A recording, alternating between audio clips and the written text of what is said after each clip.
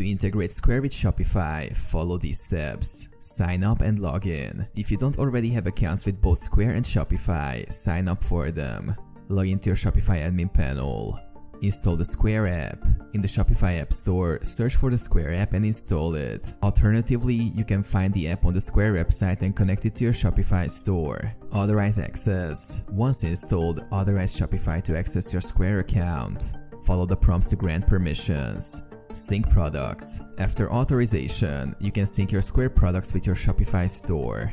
This ensures that your inventory stays consistent across both platforms. Configure payment settings. In your Shopify settings, configure payment settings to enable Square as a payment provider. Select Square and enter your Square account details. Test transactions. Before launching your store, conduct test transactions to ensure that payments process correctly through Square. Launch store. Once everything is set up and tested, you can launch your Shopify store with Square integration enabled.